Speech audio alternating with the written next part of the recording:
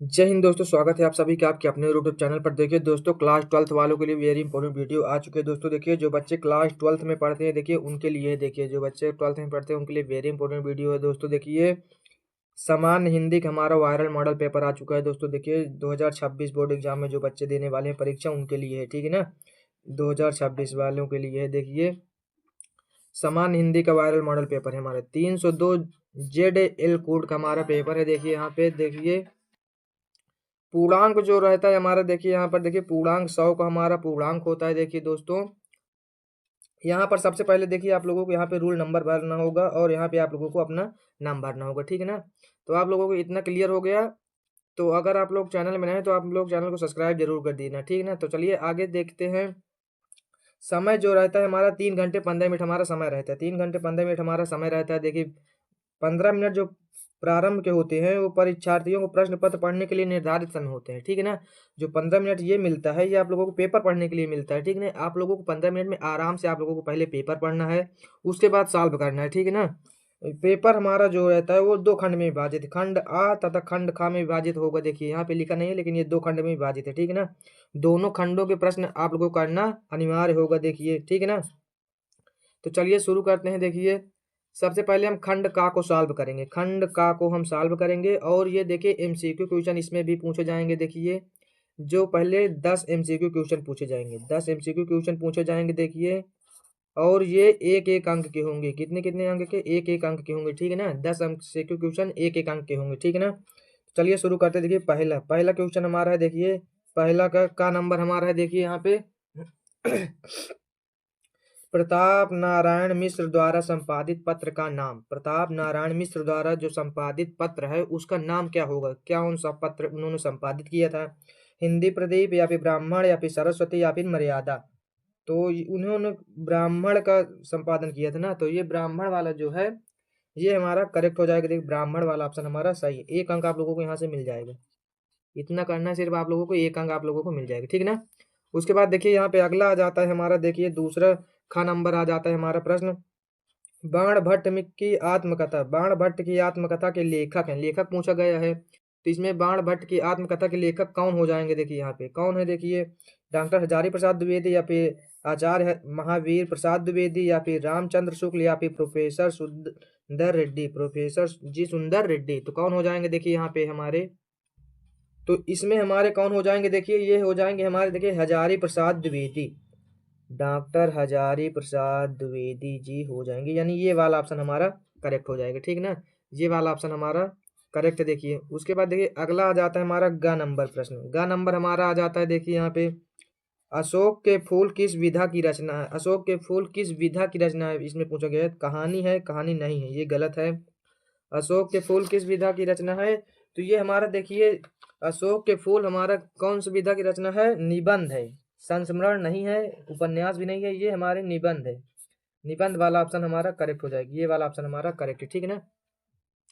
उसके बाद देखिए हमारा अगला आ जाता है। देखिए यहाँ पे चौथा आ जाता है, भारत दुर्दशा नाटक के रचनाकार है। भारत दुर्दशा नाटक के रचनाकार कौन है? देखिए यहाँ पे, भारतेंदु हरिश्चंद्र, बाल कृष्ण भट्ट, या फिर श्याम सुंदर दास, या फिर प्रताप नारायण मिश्र। तो भारत दुर्दशा के नाटक के रचनाकार कौन हो जाएंगे? देखिए यहाँ पे, तो इसमें कौन है? भारतेंदु हरिश्चंद्र। भारतेंदु हरिश्चंद्र यहाँ पे है। देखिए, ये वाला ऑप्शन हमारा करेक्ट हो जाएगा, भारतेंदु हरिश्चंद्र, ठीक है ना। तो ये हो जाएगा। उसके बाद देखिए अगला आ जाता है हमारा। देखिए, अंगा नंबर क्वेश्चन आ जाता है। इनमें से गद्य की किस विधा में काल्पनिक प्रसंगों का स्थान नहीं है? काल्पनिक प्रसंगों का स्थान नहीं है, तो ये कौन सा सही हमारा हो जाएगा? देखिए, कहानी का, या फिर उपन्यास का, या फिर नाटक का, या फिर आत्मकथा का।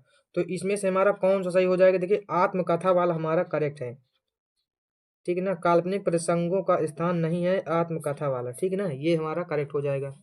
उसके बाद देखिए दूसरा आ जाता है हमारा। दूसरा प्रश्न हमारा आ जाता है। दूसरे का नंबर हमारा है। देखिए, हिंदी साहित्य के आधुनिक काल की रचना है। हिंदी साहित्य के आधुनिक काल की रचना है कौन है? देखिए, पद्मावत, या फिर सूरसागर, या फिर रामचंद्रिका, या फिर चांद का मुंह टेढ़ा। तो इसमें से कौन हो जाएगा हमारा? देखिए, तो ये हो जाएगा चांद का मुंह टेढ़ा। ये वाला जो है ये आधुनिक काल की रचना है, ठीक है ना। ये वाला ऑप्शन हमारा करेक्ट हो जाएगा। देखिए, उसके बाद ख नंबर आ जाता है हमारा। देखिए, हरिऔध का पूरा नाम, हरिऔध जी का पूरा नाम क्या है? जगन्नाथ दास या फिर अयोध्या प्रसाद या फिर नाथूराम शर्मा या फिर देखिए एक नाम इधर है, देखिए एक नाम या फिर अयोध्या सिंह उपाध्याय, अयोध्या सिंह उपाध्याय। तो ये हमारा जो है, तो अयोध्या सिंह उपाध्याय हमारा नहीं होगा। देखिए तो इनका पूरा नाम क्या हो जाएगा, आप लोग कमेंट करके बताइए। आप लोगों को पता होगा तो आप लोग कमेंट करके बताएंगे, ठीक ना?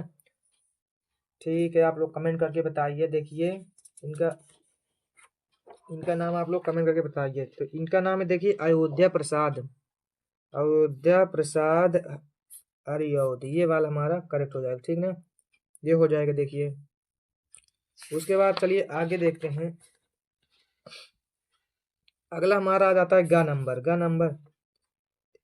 ग नंबर हमारा आ जाता है छायावाद की मुख्य विशेषता है। छायावाद की मुख्य विशेषता क्या हो जाएगी? छायावाद की मुख्य विशेषता हमारा क्या होगा? देखिए प्राकृतिक चित्रण या फिर युद्ध वर्णन या फिर यथार्थ चित्रण या फिर भक्ति प्रधानता। तो कौन हमारा हो जाएगा? देखिए यहाँ पे तो इसमें हमारा हो जाएगा, देखिए कौन हो जाएगा, देखिए कौन हो जाएगा? प्राकृतिक चित्रण, तो यानी कि ये वाला ऑप्शन हमारा करेक्ट है, प्राकृतिक चित्रण, ये वाला ऑप्शन हमारा करेक्ट, ठीक है ना? उसके बाद अगला आ जाता है हमारा, देखिए यहाँ पे घ नंबर हमारा आ जाता है। देखिए यहाँ प्रकृति का सुकुमार कवि कहा गया है। प्राकृतिक का सुकुमार कवि किसको कहा गया है? देखिए यहाँ पे रामधारी सिंह दिनकर को, जयशंकर प्रसाद को, या फिर सूर्यकांत त्रिपाठी निराला, या फिर सुमित्र नंदन पंत को। किसको कहा गया है? देखिए तो ये कहा गया है, देखिए हमारा किसको कहा गया है? देखिए ये सुमित्र नंदन पंत को कहा गया है, सुमित्र नंदन पंत को। ये वाला ऑप्शन हमारा करेक्ट, ठीक नहीं, ये सही हो जाएगा हमारा। देखिए उसके बाद देखिए अगला प्रश्न हमारा आ जाता है, देखिए यहाँ पे अंगा नंबर प्रश्न आ जाता है। तार सप्तक के संपादक हैं, तार सप्तक के संपादक कौन है? देखिए गजानन माधव मुक्तिबोध हैं, या फिर सच्चिदानंद हीरानंद वात्सायन अज्ञे। अज्ञे जी का देखिए ये पूरा नाम है, ठीक ना है? हरि सच्चिदानंद हीरानंद वात्सायन अज्ञे। इनको शॉर्टकट में अज्ञे सिर्फ बोला जाता है ना, अज्ञे इनको शॉर्टकट में पूछा जाता है। इनका पूरा नाम ये है, कहीं पूछ ले प्रश्न में तो आप लोग बता देना, सच्चिदानंद हीरानंद वात्सायन अज्ञे इनका पूरा नाम है, ठीक ना? गिरजा कुमार माथुर या फिर धर्मवीर भारती। तार सप्तक के संपादक कौन है? देखिए यहाँ पे तार सप्तक के संपादक हमारे अज्ञे जी ही हैं, ये वाला ऑप्शन हमारा करेक्ट है, अज्ञे जी वाला, ठीक ना? उसके बाद देखिए आ जाता है तीसरा प्रश्न। तीसरा प्रश्न, दिए गए गद्यांश पर आधारित निम्नलिखित प्रश्नों के उत्तर दीजिए। 10 अंक का आता है, ठीक ना? गद्य का है, देखिए 10 अंक का आता है। यदि यह नवीनीकरण सिर्फ कुछ पंडितों का व आचार्यों का दिमागी कसरत है, कसरत ही बनी रहे तो भाषा गतिशील नहीं होती। भाषा का सीधा संबंध प्रयोग से है और जनता का से है। यदि नए शब्द अपने उद्गम स्थान में ही अड़े रहे और कहीं भी उनका प्रयोग किया नहीं जाए तो उसके पीछे का उद्देश्य पर ही कुठाराघात होगा, ठीक ना? तो आप लोगों को ये पैराग्राफ पढ़ना है और आप लोगों को पहचानना है कि ये किस से लिया गया है। तो आप लोग इसको कमेंट करके बताइए, ये मैं आप लोगों के लिए छोड़ रहा हूँ, कमेंट करके बताइए, कमेंट करके बताइए ये किस पाठ से लिया गया है, ठीक ना? उसके बाद दूसरा प्रश्न हमारा है, देखिए संदर्भ लिखने के लिए पाठ और लेखक का नाम पूछा जाता है, तो आप लोग इसको कमेंट करके बताइए, ठीक ना? उसके बाद देखिए रेखांकित अंश की व्याख्या आप लोगों को कर देना है। कुठाराघात का आशय स्पष्ट कीजिए। आप लोगों को 2 अंक के सभी प्रश्न है, ठीक है ना? 2 अंक के सभी प्रश्न है, आप लोगों को कर लेना है। उसके बाद भाषा का सीधा संबंध किससे है? भाषा का सीधा संबंध किससे बताया गया है? आप लोगों को कर लेना है।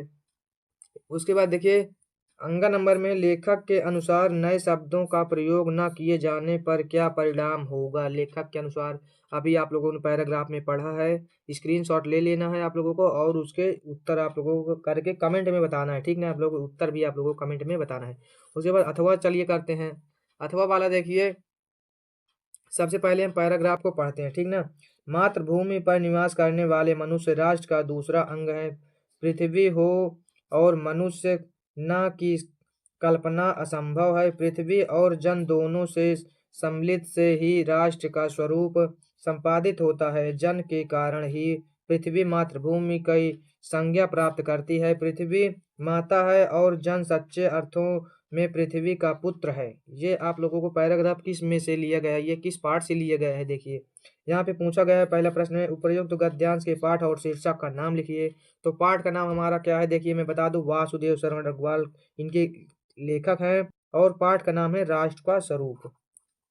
राष्ट्र का स्वरूप, स्वरूप इनके पाठ का नाम है। और इनके लेखक कौन है? वासुदेव शरण अग्रवाल। वासुदेव शरण अग्रवाल, वासुदेव शरण अग्रवाल, ये हमारा इनके पाठ और लेखक का नाम है, ठीक है ना।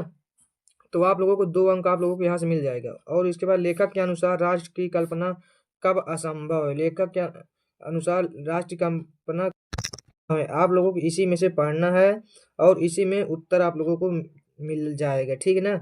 आप लोगों को देखिए यहाँ पे पृथ्वी हो और मनुष्य ना की कल्पना असंभव है, मतलब आप लोगों को उत्तर लिख देना इसी में से और आप लोगों को पूरा अंक मिलेगा, ठीक है ना। उसके बाद घ नंबर में आ जाता है देखिए, पृथ्वी और जन मिलकर किसकी रचना करते हैं? पृथ्वी और जन मिलकर किसकी रचना करते हैं? आप लोगों ने अभी पढ़ा होगा देखिए, पृथ्वी और जन मिलकर किसकी रचना करते हैं।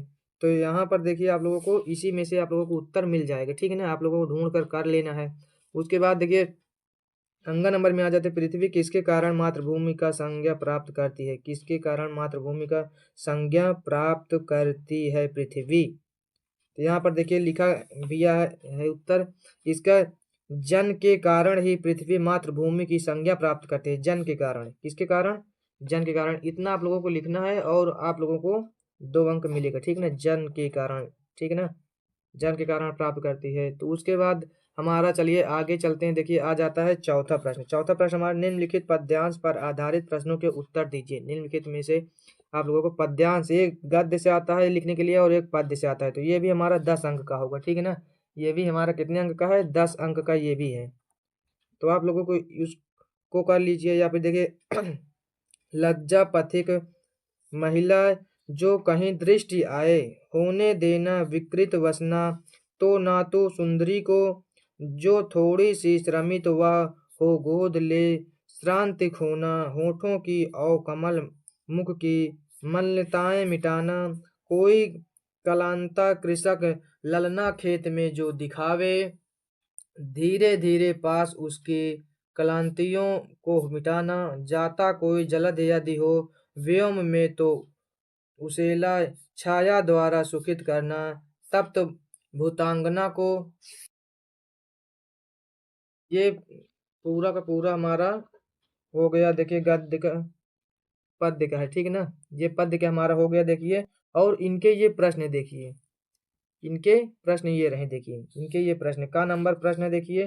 तो ये किससे लिया गया है सब, उससे पहले आप लोगों को पहचानना है। देखिए कवि और शीर्षक का नाम पूछा जाता है। कविता ये किससे ली गई है देखिए, तो ये कविता हमारी ली गई है देखिए, किससे ली गई है देखिए, पवन दूतिका से लिया गया है। ये पवन दूतिका, पवन दूतिका से लिया गया है। जिनके कवि कौन है? अयोध्या सिंह उपाध्याय ना, अयोध्या सिंह उपाध्याय, अयोध्या सिंह उपाध्याय जी हैं। तो ये हमारा हो जाएगा अयोध्या सिंह उपाध्याय जी का है, ठीक है ना। उसके बाद रेखांकित अंश की आप लोगों को व्याख्या कर देना है। देखिए उपर्युक्त पद्यांश की महाकाव्य का अंश लिख देना है, 2 अंक आप लोगों को मिल जाए। इसी में से आप लोगों को उत्तर कर देना है, ठीक ना। कृषक ललना और भूतांगना शब्द का अर्थ लिखना है आप लोगों को, ठीक है ना। उसके बाद देखिए अंग नंबर प्रश्न, नायिका पवन से लज्जाशील महिला के प्रति कैसा आचरण अपनाने के लिए कहती है? कैसे कहती है आप लोगों को लिख देना है, ठीक ना। इसी में से पढ़ना है आप लोगों को और उत्तर लिख देना है, ठीक ना। उसके बाद अगर ये नहीं आ रहा, मान लीजिए सपोज दैट ये नहीं आ रहा है, अथवा में करना चाहते हैं, अगर आप लोगों को ये वाला आ रहा है तो आप लोग ये वाला कर लीजिए, ठीक है ना।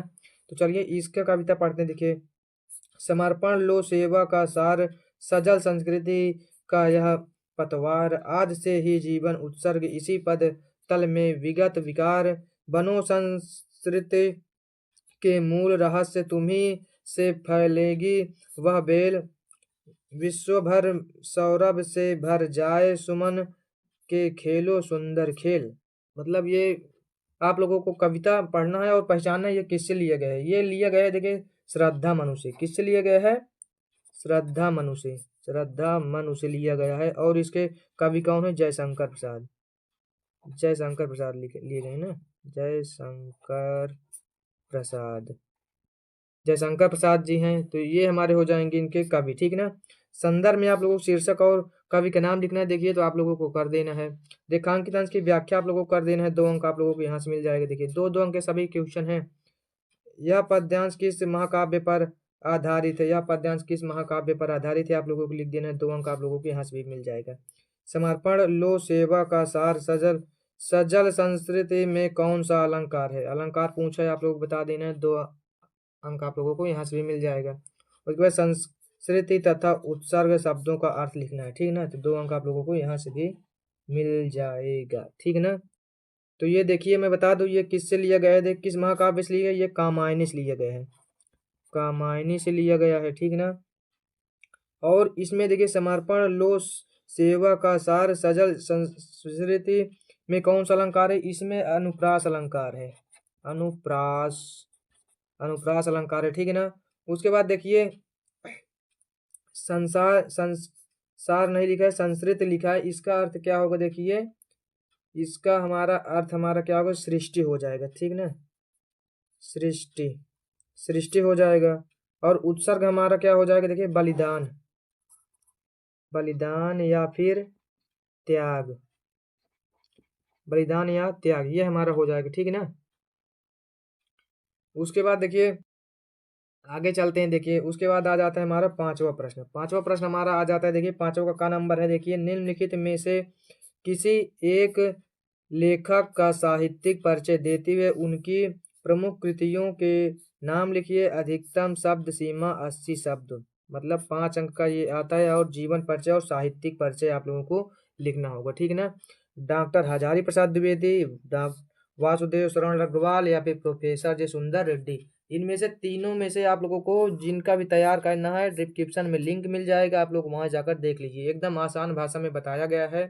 एकदम आसान भाषा में। आप लोगों को सिर्फ रट्टा नहीं मारना है, सिर्फ पढ़ना है एक बार और आप लोगों को याद हो जाएगा, ठीक है ना। तो आप लोगों को तीनों का तीनों दिया गया है, आप लोग देख लीजिए, ठीक है ना। उसके बाद देखिए ख नंबर में आ जाता है। निम्नलिखित में से किसी एक कवि का साहित्यिक परिचय देते हुए उनके प्रमुख रचनाओं का उल्लेख कीजिए। अधिकतम शब्द सीमा 80 शब्दों में, इसको भी लिखना। और ये भी 5 अंक का आएगा हमारा, ठीक है ना। 5 अंक का ये भी आएगा। कौन कौन से हैं देखिए आप लोगों को इधर देखना है। कौन कौन से हैं देखिए इधर। पहला रामधारी सिंह दिनकर, मैथिली शरण गुप्त, सुमित्रा नंदन पंत। आप लोगों को इनको भी आप लोगों को डिस्क्रिप्शन में लिंक मिल जाएगा, आप लोग वहां जाकर देख सकते हैं, ठीक है ना। उसके बाद देखिए अगला हमारा आ जाता है। देखिए 6वां आ जाता है प्रश्न हमारा। ध्रुव यात्रा अथवा पंचलाइन कहानी का सारांश अपने शब्दों में लिखिए। अधिकतम शब्द सीमा 80 शब्द में। अगर इसको करना चाहते तो इसको कर लीजिए, अथवा वाला करना चाहते तो बहादुर कहानी के उद्देश्य पर प्रकाश डालिए। अधिकतम शब्द सीमा 80 शब्द। इसको करना चाहते तो इसको कर लीजिए। 5-5 अंक मिलेंगे, ठीक है ना। 5 अंक मिलेंगे, दोनों में से किसी एक को करना है, आप लोग कर लीजिए, ठीक ना। तैयार कर लेना है आप लोगों को। उसके बाद 7वां प्रश्न आ जाता है। स्वपरित खंड काव्य के आधार पर किसी एक खंड के एक प्रश्न का उत्तर दीजिए। अधिकतम शब्द सीमा 80 शब्द में, ठीक है ना। 5 अंक का ये भी आएगा। इसको तो आप लोगों को अपने सर से पूछना है। अपने सर से पूछना है, मतलब जो हिंदी वाले टीचर हैं आपके, आपके स्टेज के हिसाब से, मतलब आपके जो स्टेज में जो लगता है आप लोगों को, उसके हिसाब से आप लोगों को तैयारी कर लेना है। आपके जो जिले से लगता है, ठीक है ना।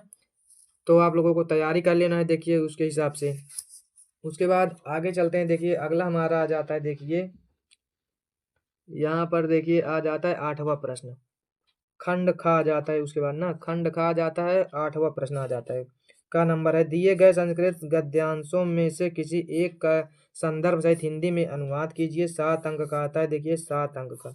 2 अंक इसमें आप लोगों को मिलेगा संदर्भ के लिए, संदर्भ के लिए मिलेगा। और 5 अंक जो मिलेंगे वो आप लोगों को हिंदी अनुवाद के लिए मिलेगा, ठीक है ना। तो 5 अंक आप लोग को हिंदी में अनुवाद के लिए मिलेगा। तो आप लोगों को इसको पढ़ना है। देखिए संस्कृत को पढ़ना है, स्क्रीनशॉट ले लीजिए। देखिए स्क्रीनशॉट ले लीजिए और इसको आप लोगों को पढ़ना है और पहचानना है ये किस पार्ट से लिया गया है। तो ये किस पार्ट से लिया गया है? ये लिया गया है देखिए मालवी। यहाँ पर देखिए लिखा भी है, पाठ का नाम भी आप लोगों को इसी में मिल जाएगा, ठीक है ना। मालवीय देखिए यहाँ पे लिखा है तो आप लोग पहचान लीजिए कि महामना मालवीय से लिया गया है। महामना मालवीय से लिया गया है। इसके पाठ का नाम महामना मालवीय है। तो ये हमारा पाठ का नाम हो गया, ठीक है। अथवा वाला करना चाहते हैं तो अथवा वाला आप लोग कर लीजिए। देखिए यहाँ पे अथवा वाला देखिए किससे लिया गया है। देखिए यहाँ पे स्क्रीनशॉट ले लीजिए तो मैं बता दूं। देखिए ये आप लोग ले लीजिए और आप लोगों को पढ़कर अनुवाद भी करना है, ठीक है ना। आप लोगों को अनुवाद भी करना है। तो ये किससे लिया गया है, देखिए ये लिया गया है जातक कथा से। जातक कथा आप लोगों को संदर्भ बनाकर लिख देना है। देखिए जातक कथा से लिया गया है और हिंदी में अनुवाद भी आप लोगों को प्रैक्टिस करना है, ठीक ना। हिंदी में अनुवाद भी कर लेना है आप लोगों को, ठीक है ना। उसके बाद आ जाता है खा नंबर। हमारे दिए गए श्लोकों में से किसी एक श्लोक का हिंदी में अनुवाद कीजिए। ये भी 7 अंक का आता है, ठीक है ना। इसमें श्लोक है, देखिए ये एक श्लोक है, ठीक है ना। ये एक श्लोक आधा इधर दिया हुआ है देखिए और इधर एक लाइन इधर भी है, ठीक है ना। ये एक श्लोक है, आप लोगों को बताना है ये किस पाठ से लिया गया है। तो ये लिया गया है, देखिए मैं बता दूं। देखिए अभिज्ञान अभिज्ञान शकुंतलम शकुंतलम शकुंतलम से लिया गया है, ठीक है ना। तो ये हमारा हो जाएगा। अगर अथवा वाला करना चाहते हैं तो आप लोग इसको कर लीजिए। ये लिया गया है देखिए सुभाषित रत्नानी से। किससे लिया गया है, सुभाषित रत्नानी से लिया गया है ना। कि से लिया गया है, सुभाषित रत्नानी से नहीं लिया गया क्या, उसी में इसके तहत है सुभाषित रत्नानी। सुभाषित रत्नानी से लिया गया है। तो आप लोगों को अर्थ आप लोगों को कर लेना है, ठीक है ना। उसके बाद 9 नंबर हमारा प्रश्न आ जाता है। देखिए इसमें निम्नलिखित मुहावरों और लोकोक्तियों में से किसी एक का अर्थ लिखना है। आप लोगों को किसी एक का करना है ना। तो यहाँ पर देखिए क्या है, भीगी बिल्ली बनना। भीगी बिल्ली बनना यानी कि भयभीत होना।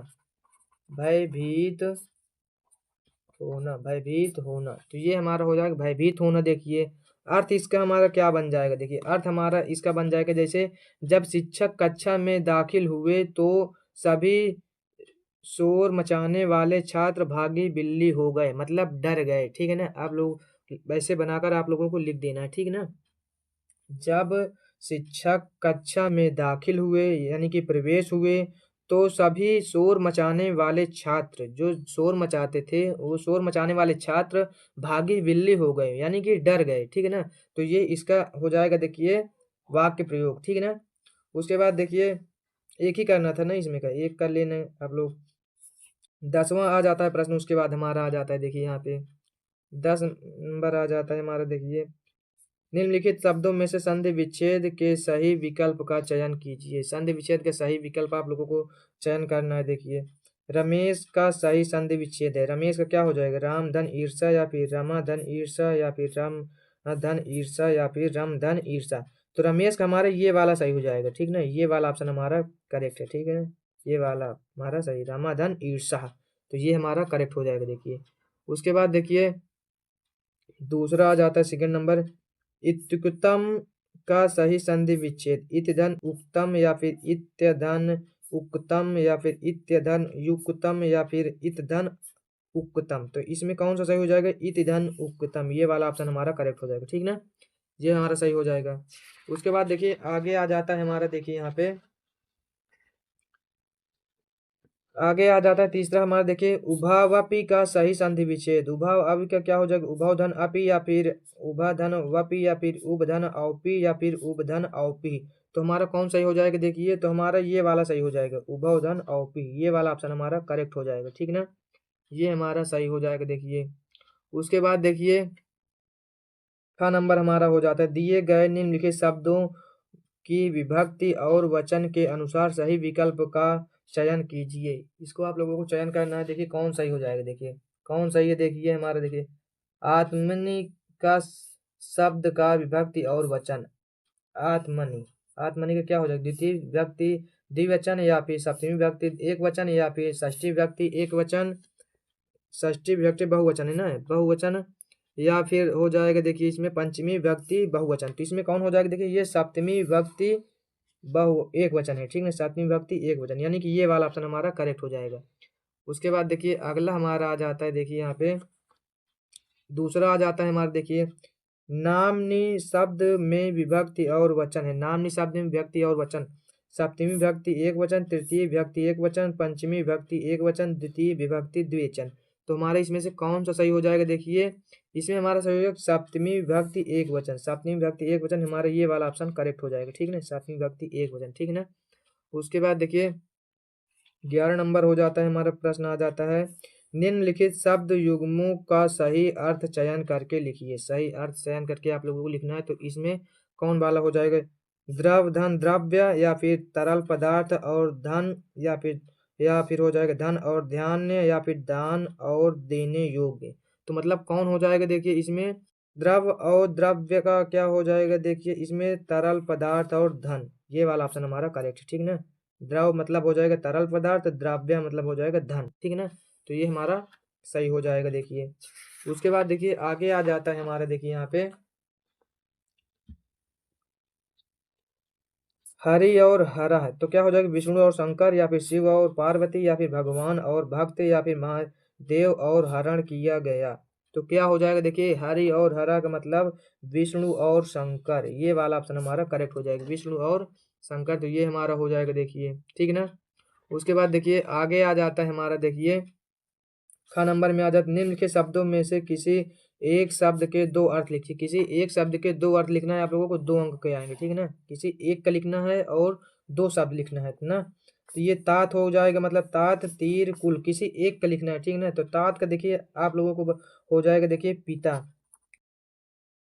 पिता हो जाएगा, और बड़ा भाई भी आप लोग लिख सकते हैं, बड़ा भाई। तो ये हो जाएगा। तीर का हमारा क्या हो जाएगा? देखिए किनारा भी हो जाएगा, पहले तीर का किनारा, और इसमें हो जाएगा बाण, बाण जो तीर लगाकर मारते हैं ना, वो वाला तीर हो जाएगा, ठीक है ना। और कुल का देखिए क्या हो जाएगा? कुल का हमारा क्या हो जाएगा? देखिए सारा, कुल का मतलब सारा, और एक कुल का मतलब हो जाता है वंश, ठीक है ना। किसी एक को लिखना था, आप लोगों को तीनों बता दिया गया, आप लोगों को जो अच्छा लगे आप लोग तैयार कर लीजिए, जो आसान आप लोगों को लगे, ठीक है ना। ये हो जाएगा। उसके बाद ग नंबर आ जाता है, निम्नलिखित वाक्यांशों के लिए एक सही शब्द का चयन करके लिखिए। पहला है देखिए, जिसके भीतर की हवा का तापमान सम स्थिति में रखा गया हो, सम स्थिति में रखा गया हो, इसको क्या बोलेंगे? परितापी, या फिर अंततापी, या फिर समतापी, या फिर प्रतापी। तो उसको क्या बोलेंगे? देखिए समतापी बोलेंगे, समतापी, यानी ये वाला ऑप्शन हमारा करेक्ट हो जाएगा, ठीक है ना, समतापी, ये सही हो जाएगा। देखिए उसके बाद देखिए दूसरा आ जाता है, पीने की इच्छा रखने वाला, पीने की इच्छा जो रखता है उसको क्या बोलेंगे? देखिए प्यासा बोलेंगे, या फिर तृषित बोलेंगे, या फिर पिपासा, या फिर पिपासु। तो क्या बोलेंगे? देखिए यहाँ पे, तो देखिए इसमें क्या बोलेंगे? देखिए पिपासु बोलेंगे ना, पिपासु, यानी कि ये वाला ऑप्शन हमारा सही, पिपासु, ठीक है ना। ये हो जाएगा हमारा। देखिए उसके बाद देखिए अगला आ जाता है हमारा, देखिए यहाँ पे घ नंबर हमारा प्रश्न आ जाता है। देखिए उसके बाद घ नंबर आ जाता है, निम्नलिखित में से किन्हीं 2 वाक्यों को शुद्ध करके लिखिए। किन्हीं 2 वाक्यों को आप लोगों को शुद्ध करके लिखना है, ठीक है ना। पहला देखिए, आपकी पुत्री पद्मा बहुत बुद्धिमान है। यहाँ पर देखिए बुद्धिमान गलत है, यहाँ पे क्या हो जाएगा? बुद्धिमती, यहाँ पे क्या हो जाएगा? बुद्धिमती, बुद्धिमती, आपकी पुत्री पद्मा बहुत बुद्धिमती है, ठीक ना। तो ये हमारा करेक्ट हो जाएगा, सही हो गया। उसके बाद दूसरा है, देख कृपया करके मेरे घर पधारिए। कृपया करके हटाना है, मतलब कृपया करके हटाना है, देखिए ना, मेरे घर पधारिए, ये वाला ऑप्शन हमारा, मतलब ऑप्शन क्या है, ये करेक्ट हो गया, ठीक है ना। उसके बाद देखिए आ जाता है हमारा, देखिए 12 नंबर आ जाता है हमारा। देखिए 12 का नंबर है हमारा, देखिए श्रृंगार रस अथवा करुण रस का स्थायी भाव बताते हुए उनका उदाहरण दीजिए। 2 अंक का आएगा, ठीक है ना। आप लोगों को तैयार कर लेना है, मतलब ये रस, छंद और अलंकार आप लोगों को डिस्क्रिप्शन में लिंक मिल जाएगा, आप लोग वहां जाकर देख सकते हैं, ठीक है ना। उसके बाद ख नंबर में आ जाता है, अनुप्रास अलंकार अथवा उपमा अलंकार का लक्षण एवं उदाहरण सहित लिखिए। तो ये भी मतलब आप लोगों को डिस्क्रिप्शन में इनका लिंक मिल जाएगा, आप लोग वहां जाकर देख लीजिए, ठीक है ना। उसके बाद ग नंबर में दोहा छंद अथवा सोटा छंद का लक्षण एवं उदाहरण सहित 2-2 अंक के सभी हैं, ठीक है ना, 2-2 अंक के सभी क्वेश्चन हैं। 13 नंबर में आ जाता है हमारा, देखिए यहाँ पे 13 नंबर प्रश्न आ जाता है हमारा, देखिए किसी दैनिक समाचार पत्र के संपादक के नाम एक पत्र लिखिए जिसमें अपने गांव में फैल रही कोविड-19 संक्रामक बीमारी के प्रति मुख्य चिकित्सा अधिकारी का ध्यान आकर्षित किया गया हो। ये आप लोगों को 6 अंक का आएगा। देखिए 6 अंक का आएगा। आप लोगों को पत्र लिखना है, ठीक ना, आप लोगों को लिख देना है। अगर ये नहीं आप लोगों को आता अथवा में करना चाहते हैं तो अपने विद्यालय में कंप्यूटर खराब होने की समस्या के निराकरण हेतु प्रधानाचार्य को एक पत्र लिखिए। तो आप लोग इसको करना चाहते हैं तो इसको कर लीजिए। देखिए उसके बाद देखिए आ जाता है हमारा 14 नंबर प्रश्न। 14 नंबर प्रश्न आ जाता है, निम्नलिखित विषयों में से किसी एक विषय पर अपनी भाषा शैली में निबंध दीजिए। मतलब अपनी भाषा में आप लोगों को निबंध लिखना है और ये 9 अंक का आएगा, ठीक ना, 9 अंक का आएगा, जो कि बहुत बड़ा नंबर है 9 अंक, ठीक ना। तो ये 9 अंक का आएगा। आप लोगों को देखिए कौन कौन से तैयार करने, जैसे राष्ट्रमंडल खेल 2022 में भारत की उपलब्धियां, इंटरनेट की शैक्षिक उपयोगिता, मेरा प्रिय साहित्यकार, जल वायु परिवर्तन के कारण और परिणाम। तो आप लोगों को जिनमें तैयार करना है आप लोग कर लीजिए, ठीक ना। उसके बाद देखिए इतना ही है। तो जय हिंद, मिलते हैं फिर किसी नेक्स्ट वीडियो में। जय हिंद, जय भारत।